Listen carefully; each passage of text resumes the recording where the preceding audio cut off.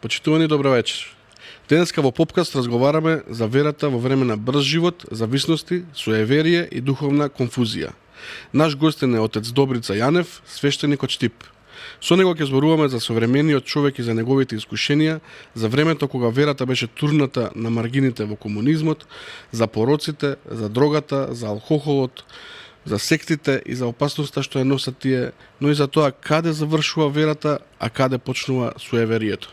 Гледајте не, нема да жалите.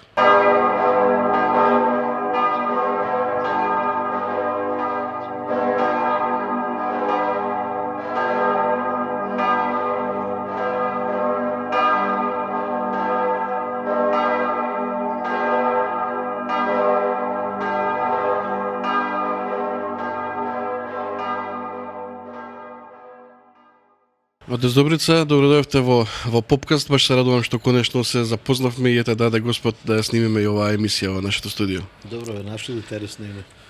Да, фала.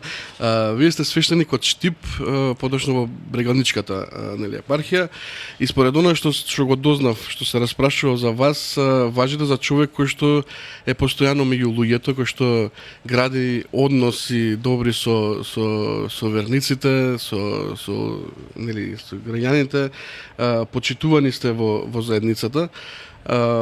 Нете нешто можеби мој погрешен ќе биде можеби заклучокот, али во големите градови не е баш така да се ги познаваме свештениците, освен и да имаме некој си пријателски однос со нив, освен со оние нели каде што се црквуваме во храмовите.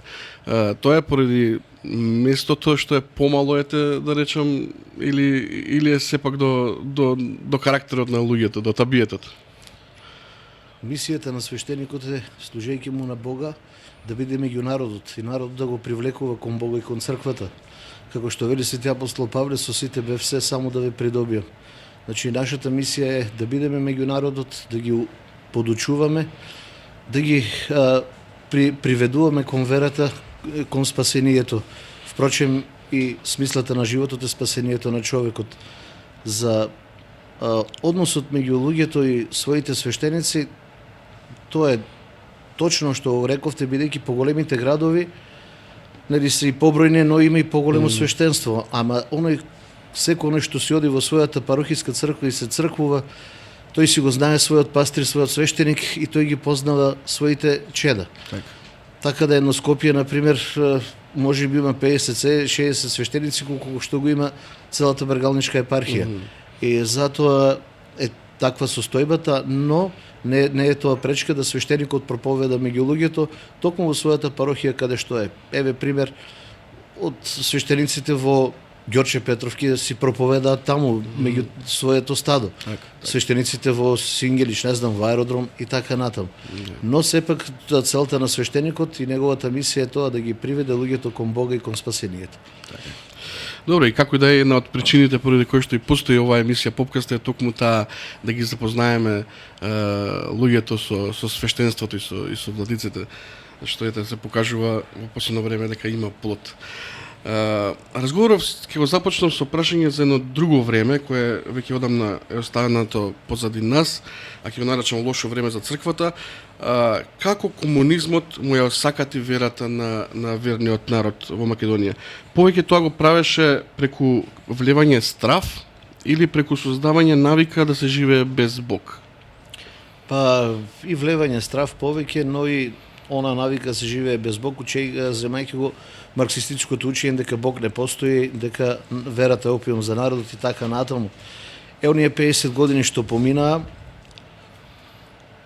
такви беа, направија многу голем јас меѓу народот и црквата, што ќе треба да помине барем 100 години, како што се уште се чувствува. Да, се чувствува се уште, бидејќи се уште ја немаме таа навика, иако имаме веќе со радост може да кажеме доста млади доаѓаат на црква, се исповедаат, се причестуваат, го бараат начинот на спасение, ја бараат смислата на животот, а смислата на животот е токму во црквата и преку Христа во Царството Небесно.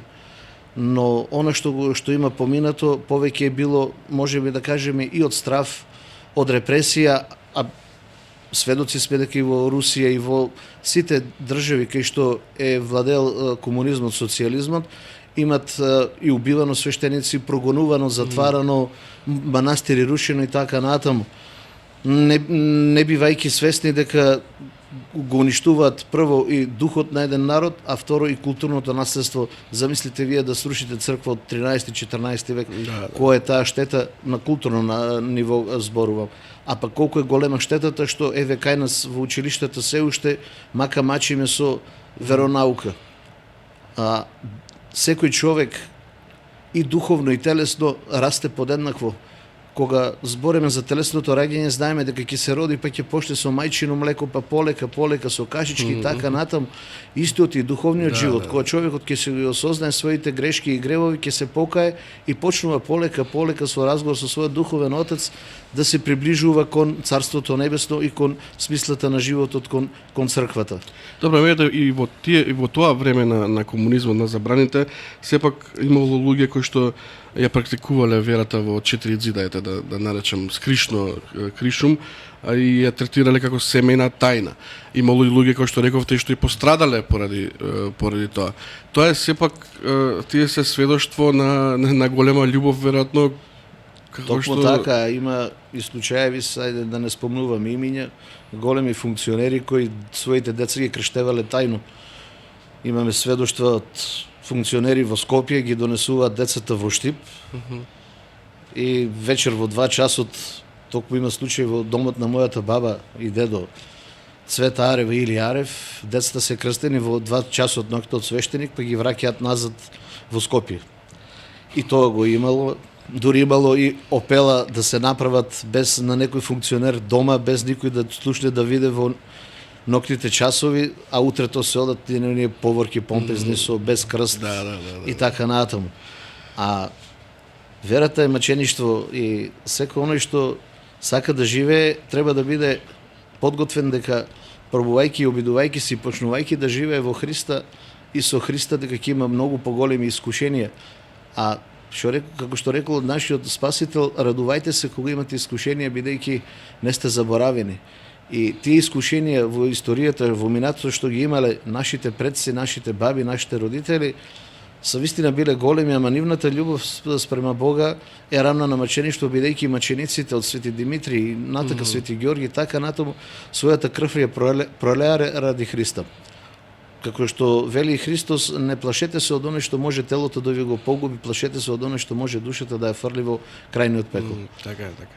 Добре, сега ете се уште живееме во таа иста држава, иако со поинакво уредување, исто така сиромашни како и некога што сме биле. Што мислите, денешниот човек страда повеќе од таа сиромаштија или повеќе од таа духовна празнина? Повеќе од духовната празнина, бидејќи на времето нашите дедовци и баби биле по 5-6 деца, што дал Господ, а Господ никогаш не ги заборава луѓето, како што вели... Тоа значи може да се биде и гладен, но... Нема да се биде гладен.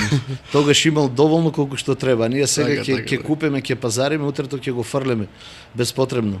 А имаме околу нас некој што нема да касне ништо. Но духовната празнина е многу поголема. Не сакам да правам споредби и да преюдицирам, но еве ќе кажам, например, во соседните земји кај нас, во Грција и во Србија, како што јас имам информации, веронаука се учи уште од прво одделение. А кај нас се учи историја на етика во религиите во 6-то одделение.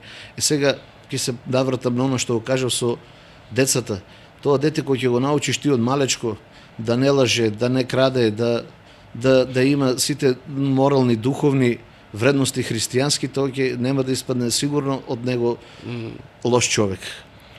Да, тука можеби вина има и самото општество кое што не е веројатно едуцирано доволно добро. Тој пример повеќе пати го даваме и во оваа емисија со ќе ги земам македонските народни приказни, ако сте забележале таму, тие ги гледаат нели најмладите најчесто, а таму попот е секогаш мета на исмејување. Тој или е пијан, или е женкар, или краде, или нели значи така се задојуваат тие генерации и создаваат една слика за свештенството како да е нешто. Да. Тоа е тоа, значи отсуството на вера, отсуството на љубов, а присуство на омрза, не знам зошто, бидејќи никој никому ништо не му чини. И таа остатоци од тој систем на образование, од тој систем, значи мора да поминат генерации за да се сето тоа дојде во колосек. Не може да го Не се направиме доволно ние. пројдени генерации? Се уште не се, ние не можеме доволно да кажеме кога би се случило тоа и не може да се случи преку ноќ, но ќе треба да помине време, дај Боже побрзо за да нашата младина да се врати во колосек. Имав една случка пред таму 10 години или повеќе кога почна да се изучува етика во религиите и во Штипет на наша видна личност разговара со владиката. Вели: владико, добро е што успеавте да го протнете ова да влезе во образованието, бидејќи моето дете, вели, 6 одделение, откако почна, вика, да изучува етика во религиите, почна, вика, да си ја кажува: оче наши, престана да ме лаже. Значи имало ефект уште. Ете, уште од почетокот ги има ефекти. А замислите кои ефекти ќе ги има од почетокот, уште од прво одделение. Не е работата ние да ги правиме нашите деца, нашата младина, не знам, екстремисти, но треба да ги упатиме кон вистинскиот пат. Значи, кон 10 Божји заповеди: не кради, не лажи, не убивај, не врши прелюба и така натаму, не посакувај ништо што е туѓо. Тоа е основата на животот. И ако ние нашите млади ги научиме така, верувам дека и кога ќе дојдат ред да не водат државата, дека ќе биде сосема подруго. А како го замислувате, ја спомнувате веронауката неколку пати, како го замислувате тој процес? Кој треба да ја води као прва веронауката тие часови? Свештенство или не мора да биде свештеник, значи може да биде дипломиран теолог, нели, или има државата доволно сега да си дозволи таков? Па, мислам дека капацитетот на државата сега е блиску до доволно. Блиску до доволно е, може да се најде, може да сега ако зборуваме дека ќе ни требаат за наредни години кадар да предава веронаука, сепак ќе биде поголем интересот да се запишат во средна богословие или на богословскиот факултет нашите ученици.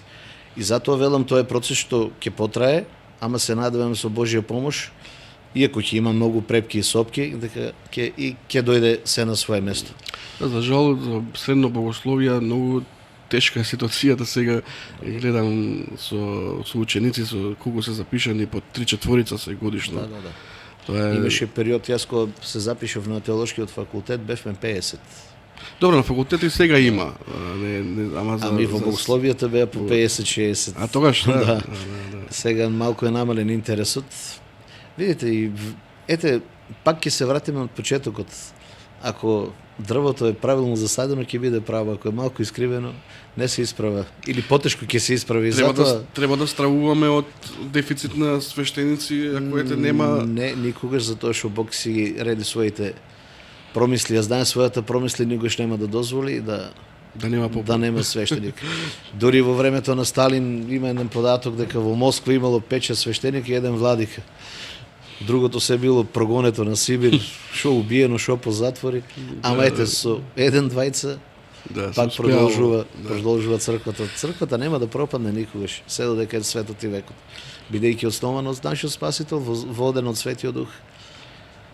А искушенијата се неминовни. Што мислите, зошто современиот човек бега од тишината, од природата, од собствената природа и напушта и селата и нивите, се сели во бучни градови, сака ужива едноставно во бучавата, во смрдејата, да наречам со такив збор, бара некаков си стимул во екраните, во блескотијата. Тоа е некој вид еволуција на современиот човек, лоша еволуција или дееволуција? Дееволуција. Свети апостол Павле рекол: кој не сака да работи, нека не јаде. Значи, некој не може, има луѓе што не може да работи. Има разлика од не сака и не може да. Обично нашите млади ги гледам сега да не ми се налутат, ама не сакаат да работат. По им е добро, тато ќе му даде 100 денари 200 и цел ден ќе седи во кафе барот со лажичето во уста и на него му е тоа добро. Еве гледате, сето тоа се провлекува и со склучувањето, намалено склучување на бракови, намален наталитет. Младите така се задоени и воспитани Јас ќе речем примаме од Запад, ама примаме повише од она што е негативното отколку позитивното.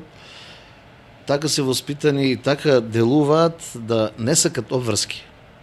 Сепак бракот е света тајна, бракот е основната клетка и на црквата, и на животот, и на светот. Треба да има рожби. Сега одговорноста дека е тука да го пораснеш тоа дете, да го подигнеш, да го воспиташ, да го изведеш на вистинскиот пат, бидејќи децата ни се дадени нам да ги чуваме и да ги воспитаме и да ги изведеме на вистинскиот пат. Една интересна анекдота со ова на еден мој собрат во Штип, дечињата шетајќи се таму по парк некаде, у близината на градот по природа, виделе козар со 5-6 овци, козички како се ги паси, и деца како деца дедо вика, твои ли се овие козички? Не бе, вика, деца, не само и на Бога се, ја ги само чувам. Така и децата се на Бога, ние само ги чуваме, ама што ќе направиме од нив?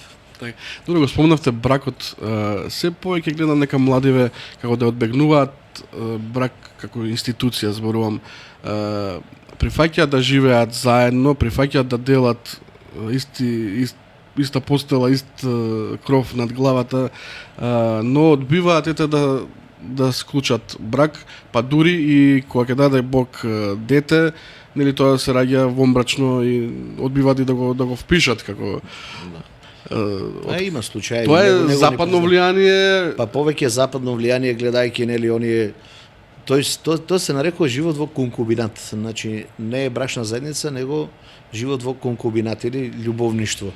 А бракот е света тајна, едно од седумте свети тајни кои нели Бог ги благословил. Дури и првото чудо на Христа кога почнува да проповеда после неговото крштение, кога почнува да проповеда, првото чудо знаете кое е? Првото чудо е присуството на свадба во Кана Галилејска, каде што водата ја претвора во вино. И од тогаш почнува Христос да проповеда, значи никогаш пред тоа да го направи, да се покаже веќе дека еве го Бог на земјата дојде, ниту некој излечил, некој воскреснал, ниту нешто направил друго, туку прво го благословил бракот. Множете се, плодете се, наполнете земјата. А ние сето тоа го правиме наопаку и проблемот е што не знам, денешниот либерален, неолиберален некој свет во кој што за жал го прифаќаме и живееме, ќе речем пак таа одговорност ја турка настрана, бидејќи тие се свесни, нивниот живот се виси као на конче, знаете, ако нема доволно љубов, лесно може да пукне. А За разлика, ако таму кај што има вистинска љубов, па не знам колку искушенија да има, тоа ќе трае. И проблемот е што утре они размислуваат, ако се разведам, па по судови, па дели ова, па дели она, па детето на овој, па детето на оне, и така натаму, ама сето тоа е од недостиг на вера, недостиг на љубов. Кај нас почнува се јавува еден синдром на запалена совест. Знаете, кога некој толку е паднат духовно што мисли се што ќе направи е добро, ворете. Нема никаква. Значи, оно основното што велиме ние грижа на совеста е нема. И тоа е тај синдром на запалена совест кој се импутира кај нашите млади денес. Ама пак ќе речем фала му на Бога полека, ама сигурно млади доаѓаат во црквата, се осознаваат, го бараат и наоѓаат вистинскиот пат во животот. Да, тоа ме радува, баш не сте први кои што го кажувате тоа. Гледам дека насекаде низ Македонија има таа враќање. Не е тоа некое помодарство, некој ќе рече помодарство, не е помодарство, него е еве на пример ќе речеме Штипе 50-60 илјади луѓе, замислите да дојдат 50-60 млади. Не е тоа помодарство, значи тоа е еве го почетокот, основата. И тие што уште е малку, колку што треба да биде. Апсолутно, ама и тие 50-60 ќе сведочат на другари 50-60, па и од тие да додат 20-30 и така натаму, но се шири. Се шири полека и расте. И тоа стварно е не радува и му благодариме на Бога секој ден што ете младите ни доаѓаат и ги полнат црквите.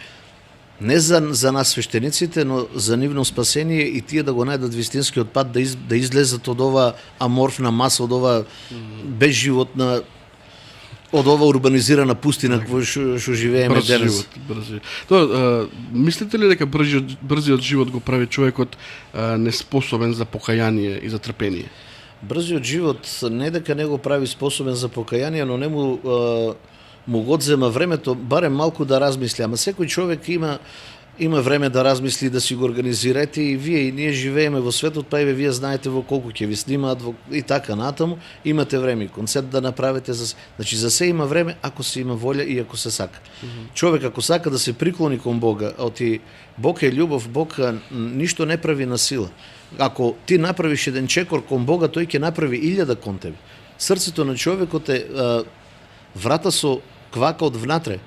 Бог чука, Христос чука 24/7, што велат нон-стоп, додека ти не му отвориш. Зашто онако влезе на сила, тогаш не е Бог на љубовта, тогаш е, да речеме, терорист, напаѓа. А вака Бог е љубов и чека ти да му отвориш. Ама кој ќе му отвориме вратата, тогаш ќе ги видиме сите благодети што Господ ни ги дава, зашто впрочем и го создал човекот, за да ја покаже својата љубов голема, својата неверојатна љубов што не се мери со ништо спрема човекот. Ние сме родители и знаеме дека нашите деца, ајде ќе сгрешат, ќе му простиш, колку пак Господ на нас ни простува, а нема греф што нема се прости ако не се покае. Така.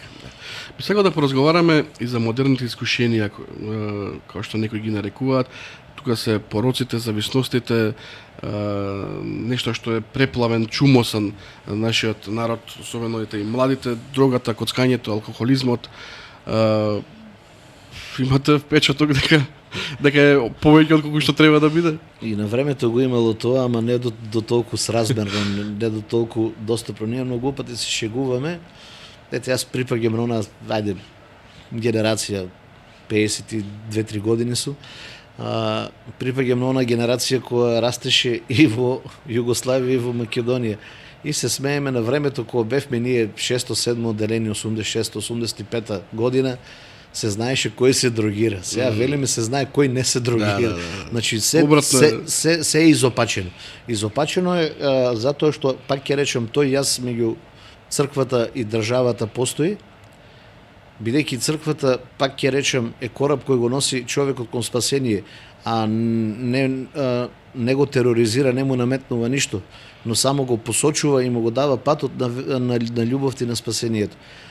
Овие модерни пороци што ги имаме сега, сето тоа пак ќе речеме тоа што го ние примаме како модерно од Запад, а уствари не е ништо модерно, него е толку демонообразно што не знам, треба да се запрашаме малку. Јас многу пати ќе речем зошто, на пример, не ја прифатиме работливоста на јапонците.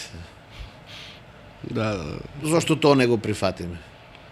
Зошто не прифатиме, не знам, еве нашите собственици сега нека не ми се налутат, зошто не прифатиме да му даде на работникот повеќе плата? Барем со 1000-2000 денари да му даде повеќе, ако може. Зошто тоа не го прифатиме? Награди го, стимулири. Зошто тоа не го прифатиме? Зошто прифаќаме на секој чекор да имаме коцкарници, кладилници и не знам што? А ако дојде ред да некоја црква нешто да се помогне да се направи, нема пари, па вие поповите, не знам, крадете, возите джипови, така натаму и така натаму. Јас многу пати на некој ќе рече, некој рече вие крадете, викам дојди со мене, кради ти. Ја што ќе украдам, кради ти. Да, цигарите, за волја на вистината, се помалку се пушат. Имам таков некако си впечаток, барем помеѓу младите луѓе. Но младината има еден поголем проблем, тоа е дрогата и коцкањето. Кога гледаш млад, убав или убаво тело, се, но цела ноќ седи на апарати и ги коцка пред дека што ги земал од лихвар. Со што го заслуживме тоа? Имате ли вие, ете, свештеник сте, доаѓаат ли барем на исповед некои млади кои што сакаат да излезат од тоа зло? Најтешко зло е коцкањето.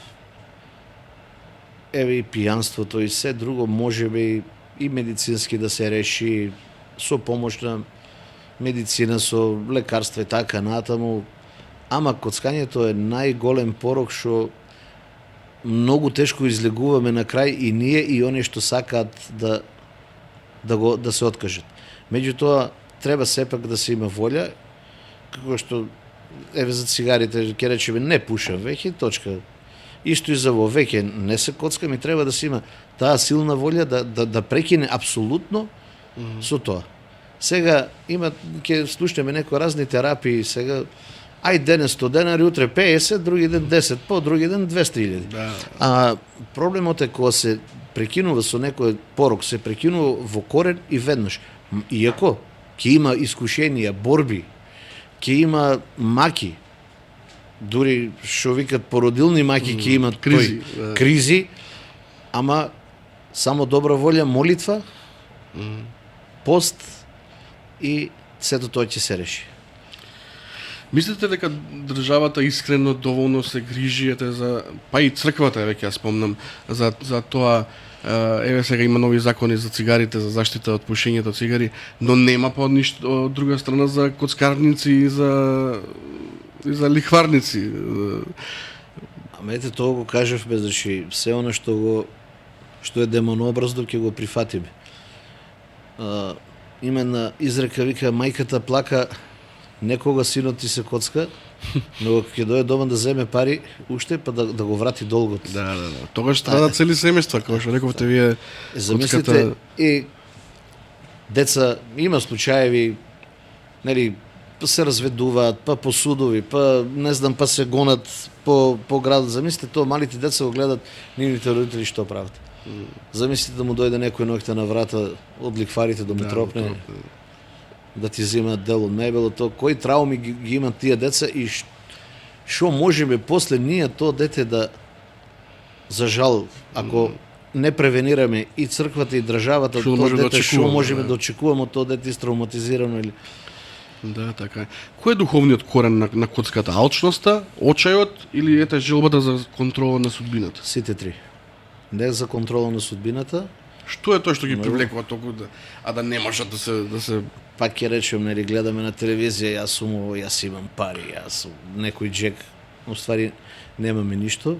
Алчноста да пред се и она после гордост, а гордоста е мајка па на сите гревови, дека јас нешто сум направил. И ете, ја можам, јас имам, никој ништо као не ми може, уствари имена приказна во Евангелието, човекот му дал Господ род, вели не може да го собере, ги бута, турка старите амбари, гради нови, го собира, и место да каже фала ти Господи, вели добро е душо, радуве се, весели се, имаш се. Ама вика вечерта дојде ангел од Господов и му рече ајде сега да ги положи сметките пред Бога и на кого остана житото и амбарите. Така. И така и ние со сето ова што се трудиме материјално да го, не знам, зашто не живееме со она толку колку што ни е потребно. Доволно за живот. Зошто треба повеќе? Каде ќе го носиме? Што ќе му направиме? Или обично светите отци велат на богатите им е дадено богатството како или мерка за спасение или мерка за пропаст.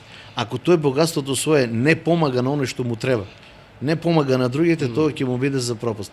Што дека ние во джепот ќе имаме 1.000.000 евра, а го гледаме братот наш бара да му даде 100 денари. Од тие 1.000.000 евра 1000 денари да му дадеш, тој 2 дена ќе живее. А зошто? Ете тоа е отсуството на вера, љубов и надеж. Отсуството на Бога, отсуството на Христа во нас. Да. А што е со алкохолизмот? И тој како порок се привлекува во модерново време? Мислите дека е искушение кое што лесно преминува во грев? Или Црквата вели пи, не се опивај. Јади, не се прејадувај. Се она што е надвор од мерките од границите, велиме на нормалното, на доволното, е веќе непотребно и е влегува во гревовите. Исто алкохолизмот не значи дека човек ако пие, ако може да испие 5 чаши ракија, во рете. Ама да има граници. Да има граници додека се може. Некој човек што се вели народски да тапа, да нагазне, веќе со песна. И тоа е сепак до организмот. Но, сето оно што произлегува од како нус појава од алкохолизмот, што вели нашиот народ не стои мирна во главата кој што стои мирна во шишето, сето тоа после води кон насилство, води кон блуд, кон разврат, кон не знам, еве во што пивавме ситуација ќе убие некого, па после кој ќе се отрезне што направив. И не само алкохолизмот, исто и наркоманијата и сите оние гревови што ги правиме не поврзани со психотропни субстанции или работи што делуваат на телото, умствени.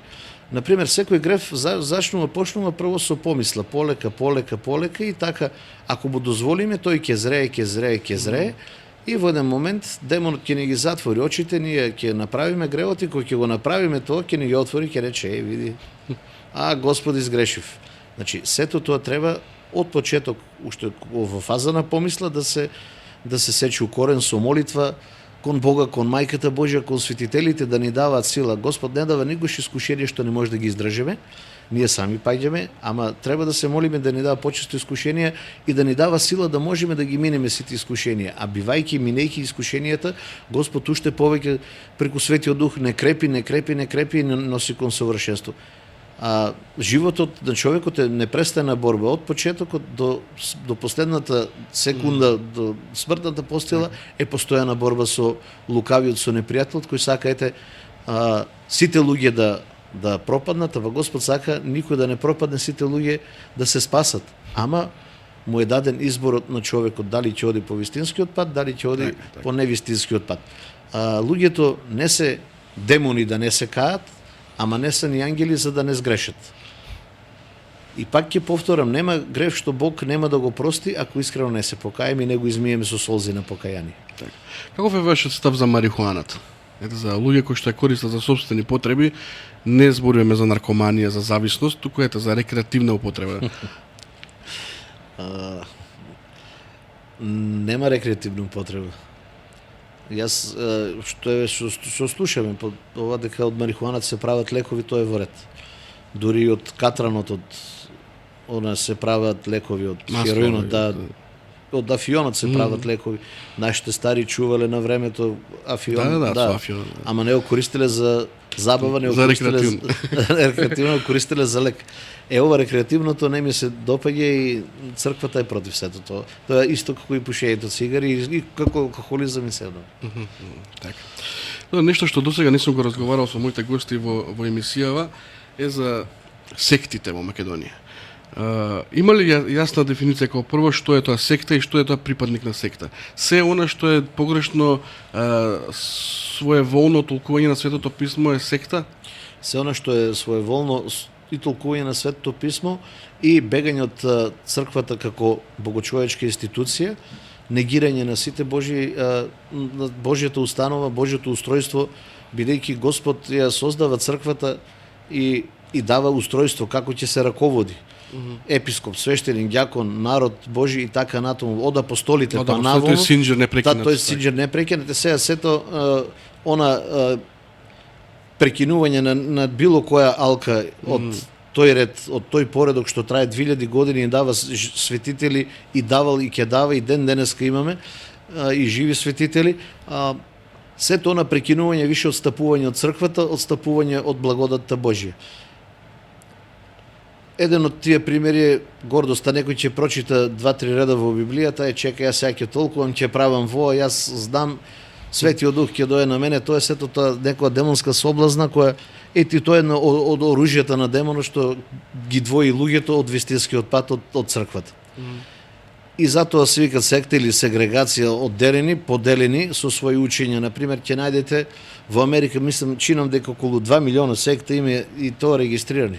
Па и кај нас во Македонија и околу ќе најдете. Кај нас нема регистар на секта. Нема регистар на секта, ама ќе најдете евангелска црква, па евангелска црква на Оазата, па не знам таму ќе си редат. Тоа според православието се секти, Јеховини сведоци. Да, апсолутно.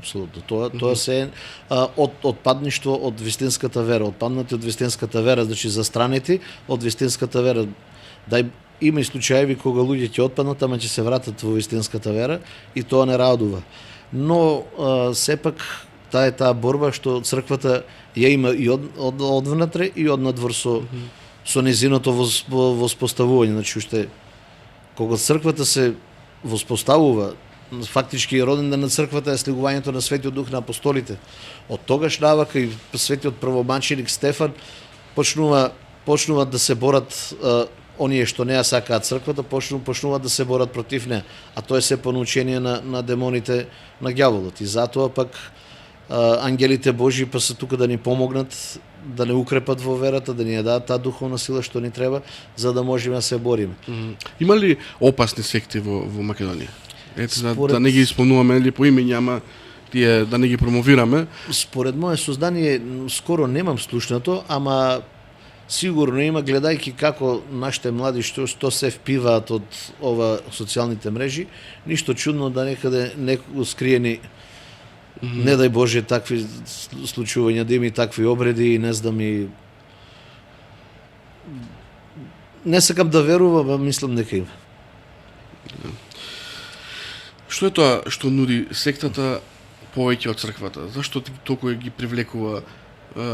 Спомнавме на почетокот една проста дефиниција што е тоа секта.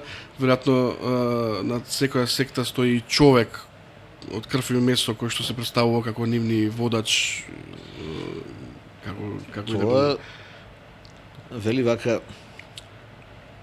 ние сме, знаеш, они се многу сладкоречиви на почетокот, се додека ќе најдат малку пукнатинка некаде и таму ќе влезат и ќе почнат да работат. И со тек на време, ако човекот не се свести дека е дошол, знаеш, па треба нашата црква да се помага, тоест, нели, црква во наводници, па треба, ајде ќе даваме 10% од примањата, ќе даваме, не знам, ова, она, и ќе го донесат човекот на крај до ситуација имотот, да го не на своите деца, ами да го препише на... сум слушал за такви примери во Скопје. Милион примери има секаде во светот.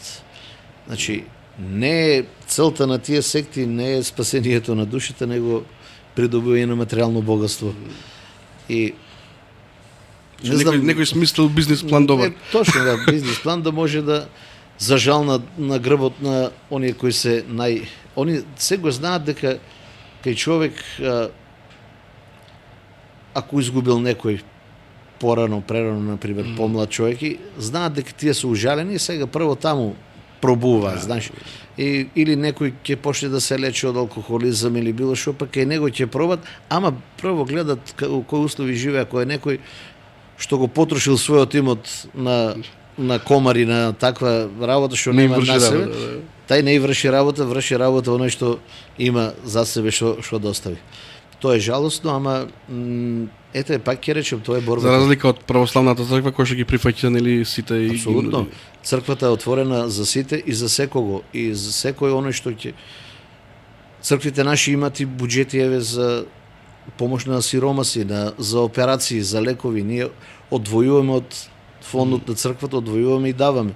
Само не сакаме тоа никој да го знае, не сакаме да оде по телевизија, не сакаме да се промовира, дури ќе им кажеме на тие што им помогнеме, било колку можеме, толку сега, ќе кажеме да не кажуваат, да не зборат по градот дека ете од црквата ми дадоа, бидејќи тоа ние не го правиме за фалба наша, но за слава на Бога, ете кај можеме и колку можеме да помогнеме. Што прави левата? Да не знае десната, обратно. Да, би одвел малку време и за нашите празници, ама и за нашите правила и суеверија. Знаеме дека македонскиот народ е исклучително суеверен, можеби комунизмот, тоа време од комунизмот си го прави своето.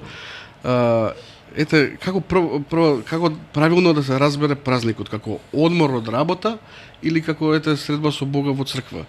Луѓето денеска велат дека е празник, не се работи, седат дома на кауч и гледаат квиз, наместо да одат во црква. Полошо прават, се карат со комшиите. Да, или тоа, да. Празникот, како што рековте, спомен на нешто што се случило во црквата. Дали Великден Божи, така натаму, светител. Празнувањето на празникот почнува од вечерта, од вечерната богослужба, бидејќи денот, според црковното учење и според црковните книги, почнува од вечерта, бидејќи при создавањето на светот во Светото писмо се вели би вечер, би утро, ден први. Значи, еве, после 16 часот, после вечерната богослужба, е веќе нареден ден. Се до наредниот ден до 16 часот. Значи, треба да се отидеме на вечерна богослужба прво. утре са бајли, цело семејство, да отиде на црква, на литургија, ако се подготвени да се причестат, да земат активно учество во литургијата, во молитвите, заедно и со свештениците и со другиот присутен народ, потоа се оди дома, ручек празничен, и сега не значи дека не треба после па нешто да чепнеш. Ајде и не мора да значи да се работи, аба не е смислата да седеме цел ден денес е празник, не работам ништо, ама со комшијата уште очите да си ги извадиме. И тоа не е тоа празнување на празник. Тоа е некој, еве што спомнавте, суеверија. Суеверието доаѓа од маловерието или од неверието или од недоволната упатеност на нашиот народ. Сака ли македонскиот народ да му се продаде приказна? Ја таков впечаток имам. Сака приказна, сака да дојде свештеникот и да им каже денеска е тоа тој ден, тој празник, не гледај лево, не гледај десно, плукни 3 пати, не спи на перница, сака да верува веројатно во и пали, функционира. Ама ете тоа е. Дали свештениците се зафркаваат со Не. Ние сегаш го кажуваме тоа, еве како што спомнав, еве така се празнува празник и ништо повеќе, ништо помалку. Ете зашто машина за пенење, тоа е нели едно прашање. Ама еве велам, ти не работиш машината пене. Што има врска машината? Значи, збориме за физичка тешка работа, па треба и човек еден ден да одмори. Ако не е сработил една недела, дали во недела? Така. Кај нас се вика недела ти не работите. А русите имат многу интерес и грците имат интересно име за недела. Кај грците е Киријаки, Ден Господов, а кај русите е Воскресение. Кај нас е недела да не се работи. Во ред. И Светото писмо вели, 6 дена работи, еден ден остави го на Бог.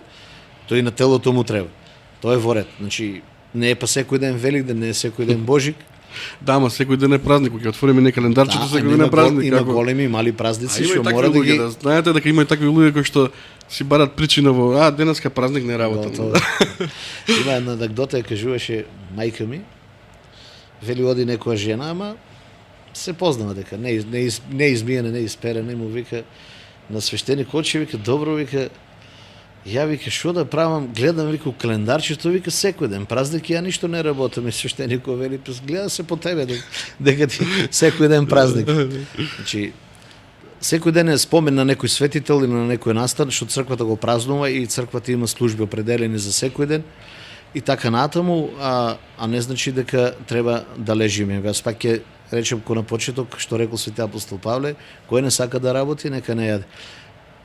Тоа ни од Бога дадено да работиме, да создаваме. Вели нашиот стар народ многу мудрости има произлезени од христијанството. Кај нашиот стар народ вели Бог дава, во кошара не става. Треба сам да си го Бог вели ќе ти го донесе до прагот, ама треба ти да си го внесеш внатре. Тоа исто и со покајанието. Бог ќе ти даде начин, ќе најде кога да ти го отвори срцето, ама ти ако си го затвориш, твој проблем. Ќе биде тешко. Да. Ете, имаме доста уникатни обичаи за празниците.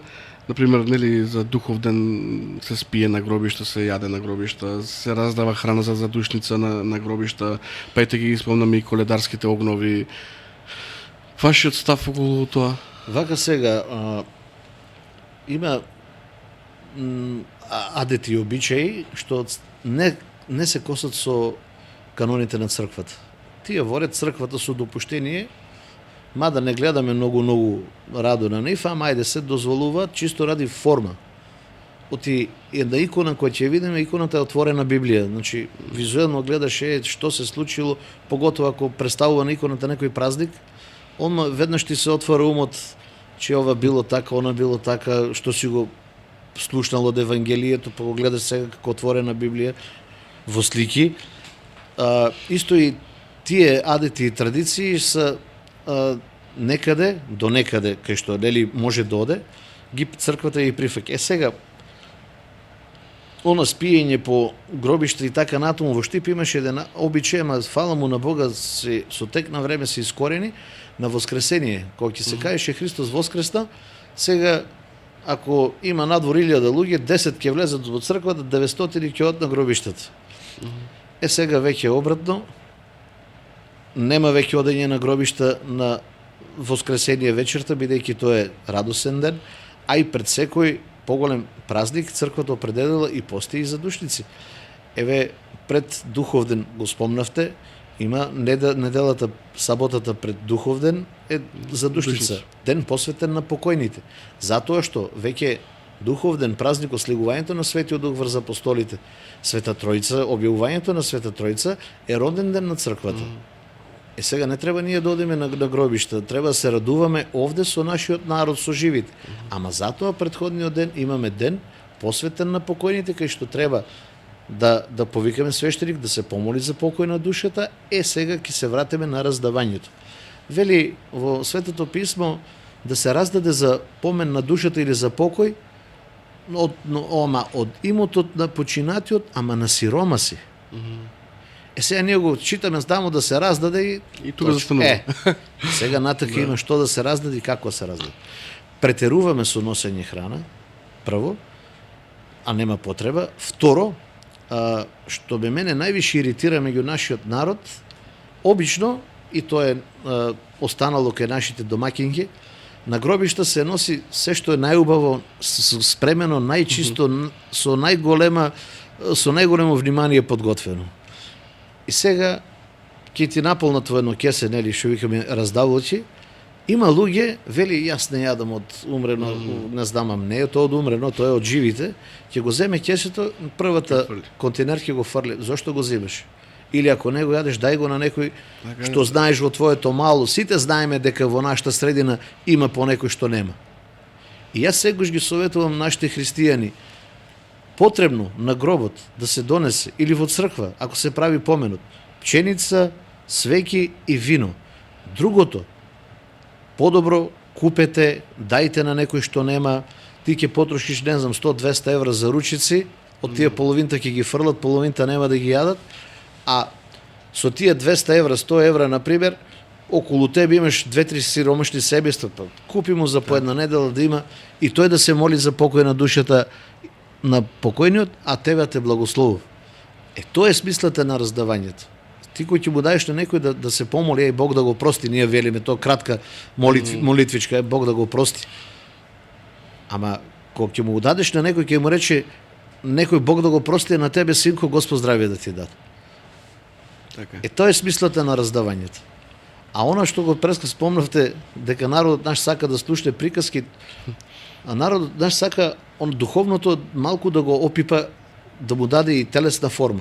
Затоа се тие, еве например, на Духовден носеме, нели, гранчиња од орев. Зошто? Затоа што оревовите гранчиња, листовите на оревот личат токму на огнени пламенчиња што паднале врз апостолите на денот на 50-ница на Духовден. На цветници, нели, носиме цвеќиња, врбици кај нас. Влегувањето на Христос во Ерусалим како било? Постилале палмови гранки, тој седнат на осле, на магаренце, и влегува во градот и му пеат Осана, благословене оној кој доаѓа во името Господовот, синот Давидов, царот Израилев. Сега кај нас палми нема тоа време, кај нас прво што дрво раззеленува е врбата. Значи тоа е символика. И ние врбките ги носиме во црква, со тоа даваме символична, не некоја магиска или некоја духовна димензија на дрвцето, но е символика за она духовното, барем од и телото пак си го бара своето, нешто да опипа, да види. Душата знае, внатре срцето чувствува дека е празник, се радува, ама пак нешто кој ќе имаш да те подокрепи, да уште малку да ти засили верата, е уште подобро. Добре, кога веќе ги спомнавме обичаите, сепак спомнав ја и дел од обичаите кои што црквата на некој начин ги легализира, да речам, иако малце се косат со например давањето курбан за темели од куќа.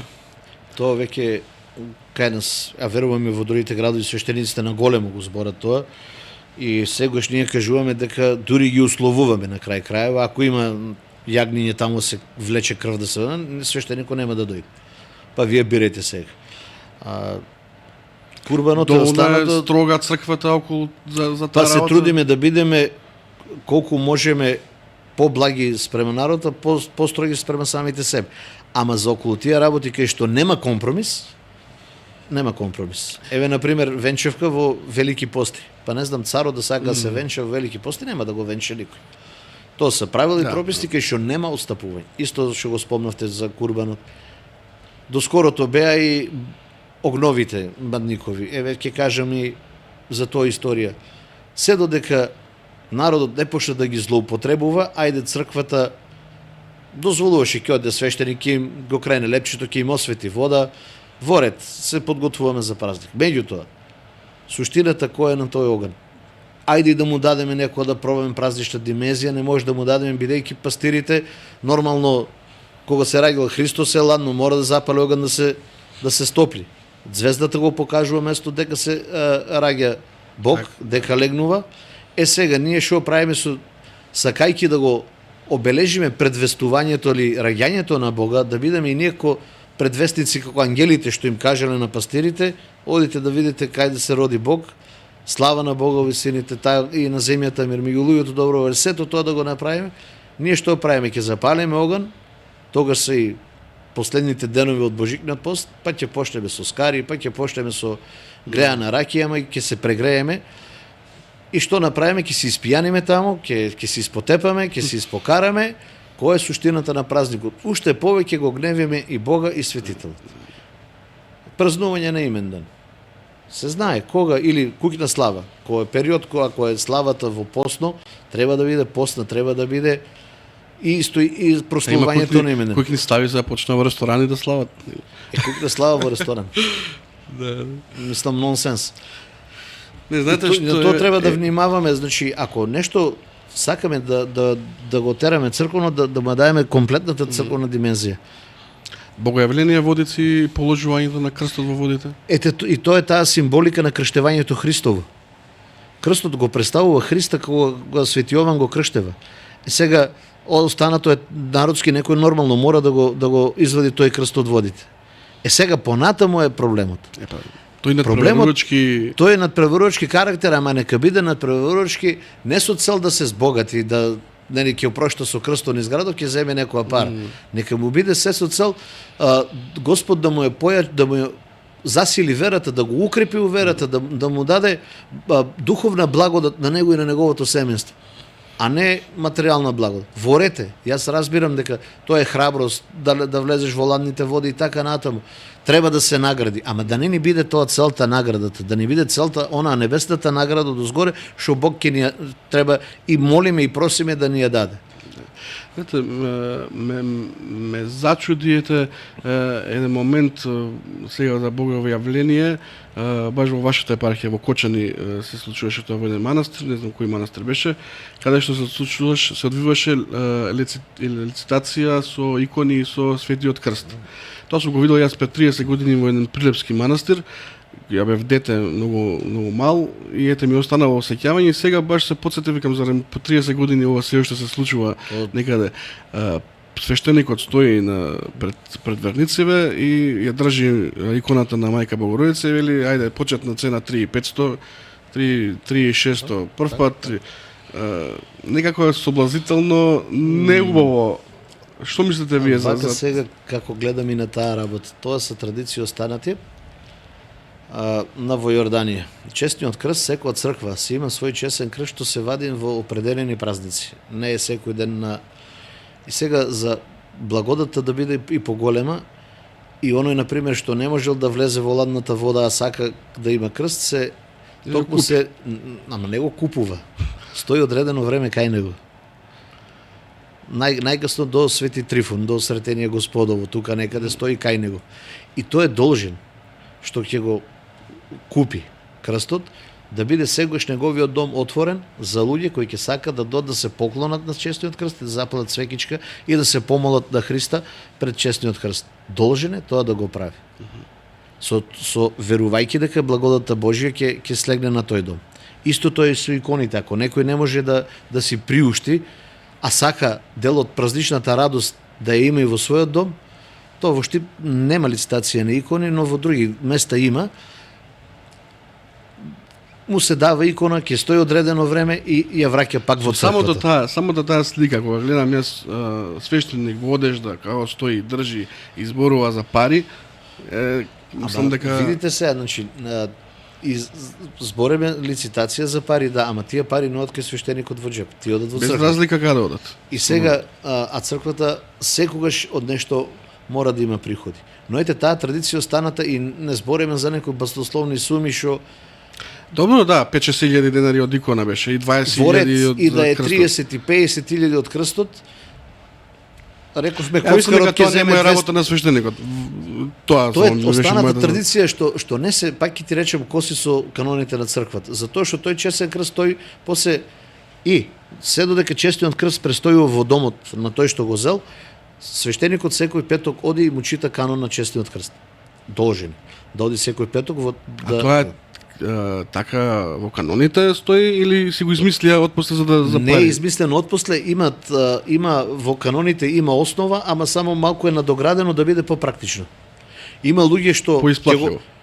попрактично реков за свештеникот и за домашните. Има луѓе што ќе го купи крстот, ама не се чувствува или не знам, бидејќи честиот крст кој ќе го земе, тој треба да има да се чува на посебно место, на чисто место кај што нема да се пуши, нема да се и така натаму да биде во посебна соба. Честиот крст како да ти е Господ дом.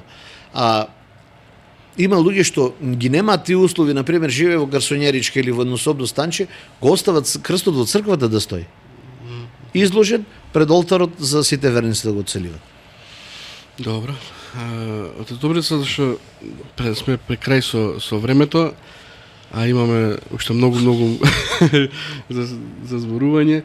Би сакал да ви оставам малку простор да им се обратите на гледачите, на верниците, со она што мислите дека им е најпотребно сега да го слушнат од еден свештеник во ова време, не време. До сите наши христијани, до сите наши гледачи, сите наши браќи и сестри, прво ќе посакам да ги отворат длабочините на своите срца, да нурнат внатре, да ги видат сите оние црнила и зла што ги носат во себе, да ги извадат, да ги исфрлат од своето срце и така покајани да си дојдат во црквата, да си дојдат во оној кораб што ги носи душите по морето наречено живот, а кој е премногу бурно веќе со големи бранови, да го најдат спасението, да најдат смислата на животот, да го најдат смислата на своето постоење, да го најдат мирот, да се измират со Бога, бидејќи Бог токму требаше да дојде во светот за да не Синот Божи Христос, Господ Исус Христос требаше да дојде во светот за нас да не измири со Бога, бидејќи човекот сгреши, со тоа си ја навлече и смртта, а Христос од доваѓањето ни го дарува вечниот живот. Овој живот е привремен, времен и се брои. И се стремиме кон вечноста, сега треба да размислиме дали ќе ни биде вечноста тешка или ќе ни биде радосна. Се додека не се покаеме и не покажеме љубов спрема Бога, спрема самите себе, а и највеќе спрема другите и дури оние што не мразат, тогаш, како што велат мачениците, како што велеле, кога ги мачеле, Господи, не земам го за греф, не знае што прави, така и ние. Треба да се богоуподобуваме и да се причистувајќи се, постејќи, исповедајќи се, да се приближиме кон Бога и да станеме и ние богови, но по благодат, не по суштина. Тоа е всушност и целта на човековиот живот, неговото спасение и наследството на Царството Небесно и прегратките на Христа раснатиот. Бидејќи Христос кога го раснува, тој ги расширува раците за целиот свет да го присоедини, да го собере своето стадо со него. Затоа и пак ќе апелирам до нашите млади, до нашите и возрастни, до сите генерации, бидете, имајте љубов во себе и за оние што ве сакат и за оние што ве мразат, имајте чисти срца, имајте здрав ум, размислувајте позитивно и правите исклучиво добри дела. Значи, ви благодарам уште еднаш за вашето гостување. Се надевам дека сте задоволни и дека отворивме доста убави теми. Благодарам на вас, ми беше задоволство, пријатно. Секако се трудевме да дадеме колку што е можно по-добар и прифатлив и разбирлив Така. одговор за нашиот народ. Драги гледачи, тоа беше тоа. Се гледаме следната пат. Поздрав.